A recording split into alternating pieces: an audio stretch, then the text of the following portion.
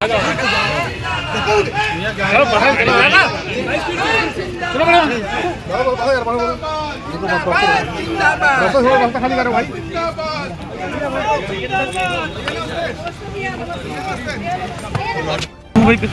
कल UP government का budget आ रहा है, किस तरह से देखते हैं इस बजट को जो आने वाला है? देखिए, बजट से बड़ी बात है जब आदमी अपना संतुलन बिगड़ जाता है। जिसका जब आदमी का संतुलन बिगड़ता है तो जवान भी बिगड़ जाता है। विधानसभा में मुख्यमंत्री से अपेक्षा रहती है कि शालीनता से, शिष्टाचार से और उनका जो व्यवहार हो वो कम से कम ऐसा हो कि लोगों को इंस्पायर करे, प्रेरणा दे। लेकिन जिस तरह की भाषा का इस्तेमाल हुआ और जिस तरह का भाव दिखाई दिया है, ये भंजन करने वाले लोग हैं। ये भंजन करने वाले लोग हैं, ये वो लोग हैं जो महाकुंभ का महाघपला और जो व्यवस्था खराब हुई उसकी वजह से ऐसी भाषा बोल रहे हैं। मुख्यमंत्री योगी भी हैं, हमारे जितने साधु संत महात्मा हैं सच बोलते हैं। साधु संत महात्मा या योगी पर हम इसलिए भरोसा करते हैं क्योंकि वो सच बोलते हैं। ये वो मुख्यमंत्री हैं जो लाखों लाख आंखों के सामने घटना हुई उसको छिपाना चाहते हैं, उस पर झूठ बोल रहे हैं। जो भगदड़ हुई, जिसमें जान गई, और आज तो वो बातें साफ हो गई हैं कि जो पानी था वो पानी का स्तर क्या था। NGT, pollution board, supreme court, high court समय समय पर सरकार को जगाता रहा, लेकिन सरकार नहीं जागी। और उसका परिणाम क्या है? किस पानी से स्नान करने दिया लोगों को? आपने लिफाफे में रख करके निमंत्रण तो दिया, लेकिन संगम में, त्रिवेणी में कैसा पानी है उसको छिपा के रखा आपने। नाले उसमें सीधे जा रहे हैं। और अब तो हम नहीं कह रहे, सेंट्रल जो आपका पॉल्यूशन बोर्ड है, एनजीटी है, वो कह रहा है ये बात। आपने किस पानी से स्नान करा दिया? जिन लोगों की महाकुंभ में जाने में, आने में, भगदड़ में, खोए में जान गई है, उनकी सरकार मदद करे। और इस स्नान के बाद जितने लोग बीमार हो रहे हैं उनके भी स्वास्थ्य और उनके इलाज की सरकार मदद करे। उर्दू को लेके कल टिप्पणी करी गई, मौलवी कठमुल्ला इस तरह के बयानात सामने आए, अभी आपने उसका जिक्र भी किया।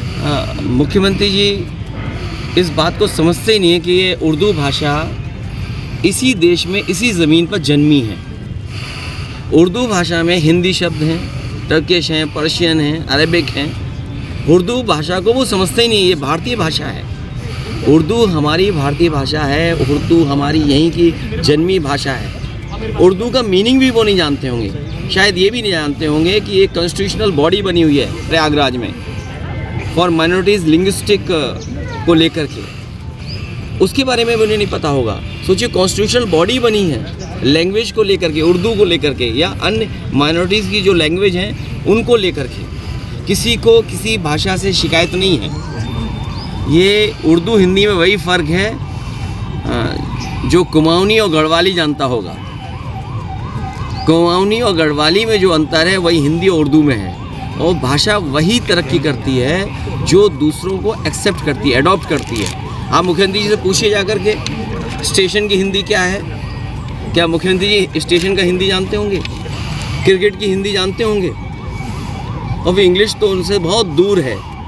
जहाँ तक सवाल इंग्लिश का है, इंग्लिश का प्रभाव कितना पड़ा है हमारी संस्कृति पर, हमारे व्यापार पे, इसकी आप मतलब तुलना नहीं कर सकते, आकलन नहीं कर सकते हैं। अगर आप व्यापार करना चाहते हैं तो मुख्यमंत्री जी को खड़े हो जाना चाहिए मैकडोनल्ड के बाहर और कहना चाहिए आज से मैकडोनल्ड नहीं बिकेगा, यहाँ पे बर्गर नहीं बिकेगा। मुख्यमंत्री जी को खड़ा होना चाहिए पिज़्ज़ा हट पे जाकर के कि आज से पिज़्ज़ा हट नहीं बिकेगा। मुख्यमंत्री जी को खड़ा हो जाना चाहिए पेप्सी के आगे कि आज से पेप्सी नहीं बिकेगी। मुख्यमंत्री जी को खड़ा होना चाहिए के आगे, कोक के सामने और प्लांट पे के आगे कि जाकर के आज से नहीं बिकेगा। तो ये मुख्यमंत्री वो हैं जो नेगेटिविटी है जिनके अंदर, नकारात्मक हैं, जो इनसे महाकुंभ में आधा अधूरा काम हुआ, महाकुंभ में जो घोटाला हुआ, घपला हुआ, जो महाबर्बादी हुई, उसकी वजह से इनकी भाषा बदली हुई है। जो व्यक्ति अपना संतुलन रखता है उसकी भाषा भी संतुलित रहती है। महाकुंभ आप लोगों को एक ही उसमें करके सोशल मीडिया पे तमाम तरह की बातें कह रहे हैं। इसीलिए मैंने कहा कि जो अपने आप को साध के चले वो साधु है। क्या आपको लगता है मुख्यमंत्री ये साथ के चल रहे हैं अपने आप को? और जहाँ तक सवाल महाकुंभ का है, महाकुंभ के खिलाफ कोई नहीं है, लेकिन महाकुंभ में आपने निमंत्रण दिया और कहा हमने 100 करोड़ लोगों का इंतज़ाम किया है, लेकिन भगदड़ कैसे हो गई, ट्रैफिक जाम कैसे हो गए, लोगों को गाड़ियों में गुजारना पड़ा समय, लोगों की जान चली गई, लोग अयोध्या में मर गए, श्रद्धालु आपके बनारस में मर गए, श्रद्धालु आपके बड़े पैमाने पे घर पहुंचने और घर से आने पर मर गए। उनकी मदद कौन करेगा? सरकार क्यों नहीं करती है? और फिर आपने छिपा के क्यों रखा कि आपके वाटर का पेरीमीटर क्या है? आप समझते हो ये बैक्टीरिया कहाँ से आता है? ये बैक्टीरिया जहाँ से आता है शायद मुख्यमंत्री जी को पता भी नहीं है। अगर मुख्यमंत्री जी को ये जानकारी होती तो शायद खुद भी स्नान नहीं करते। और अब बात समझ में आई है कि मुख्यमंत्री जी कपड़े पहन करके क्यों स्नान कर रहे थे, क्योंकि उन्हें रिपोर्ट पता होगा पॉल्यूशन बोर्ड की, उन्हें एनजीटी की रिपोर्ट पता होगी कि बैक्टीरिया कितने हैं पानी में, लेकिन मुख्यमंत्री जी को पता होना चाहिए कपड़ों से बैक्टीरिया नहीं रुकता है, कपड़ों से बैक्टीरिया नहीं रुकता है, बैक्टीरिया तो जाएगा ही जाएगा।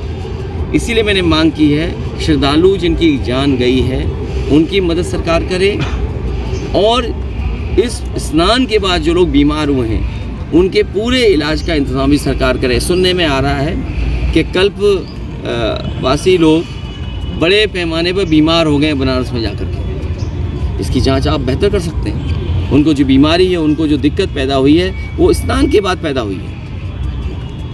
सर, लगातार आपकी जो पार्टी के नेता हैं, चाहे वो मनीष जी हों या अब पूर्व MLC उदयवीर सिंह, सब पे लगातार FIR हो रही है।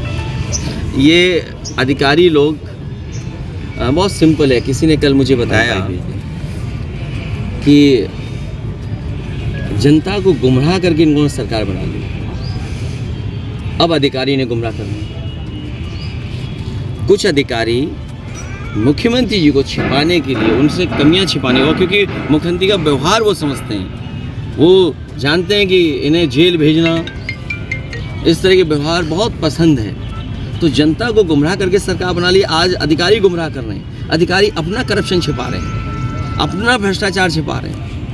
आप बताइए कितने बड़े पैमाने पे भ्रष्टाचार हो गया है। सुनने में आया कि शौचालय में पिछले कुंभ में भी हुआ था, पिछला अर्ध कुंभ जो सरकार ने किया था उसमें शौचालय में भी बड़े पैमाने में घोटाला था, और इस समय भी जब जांच होगी तो शौचालय सबसे ज़्यादा घोटाले में निकलेगा। और सुनने में आ रहा है कई 100 करोड़ की बल्ली लगा दी गई महाकुंभ में।